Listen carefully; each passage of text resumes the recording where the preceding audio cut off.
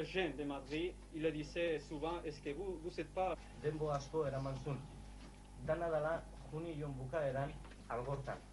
Les commandos, il avait déjà préparé l'enlèvement de Carrero Blanco pour le mois de juin. Il s'avait présenté à Madrid.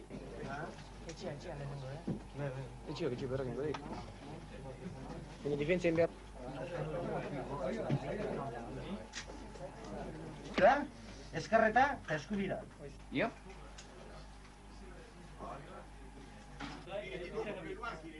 Oui. Il était beaucoup plus loin.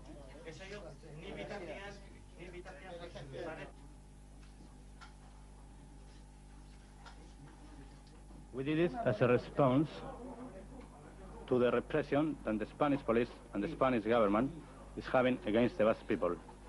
We also pretend with it to disrupt the continuity of the Franquism in Spain. But a lot of people think that the result of what you've done is going to mean that Franco will be more repressive against the Basque people, against your movement.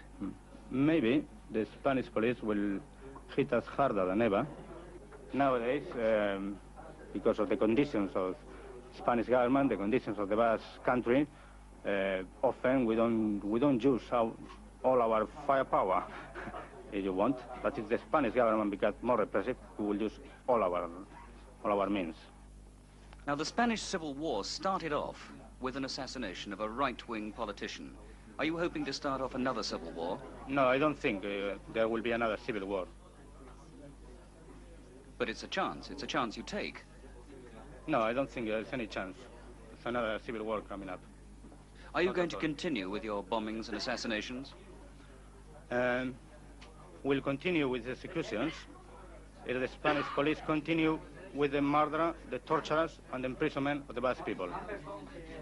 Are you more concerned that the Basques should get their civil rights, as you say it, and perhaps independence, or are you more concerned that there should be socialism throughout Spain? We are concerned with both sides of the problem.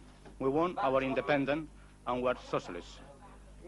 So we won't feel we have achieved our aims till we have an independent Basque country and a socialist government on it. Is it realistic nowadays to think of a Basque independence when the movement generally is for greater dependence among all the European peoples? Yes, I think it's realistic. That doesn't mean by us being independent that we want to isolate from the rest of Europe. We want to have relations with all European countries, with all European governments, but we want to have them as an entity of our own. We don't want to be within a federation or anything like that with the rest of Spain or with the rest of France. What happens if France decides to turn against you and extradite you to Spain? Well, I cannot answer that question because as we are illegal in France and our relation with the French but you've been comparatively safe. Are a bit uneasy to answer that questions could be put us in a difficult position. I think we better wait till that happens and we'll see.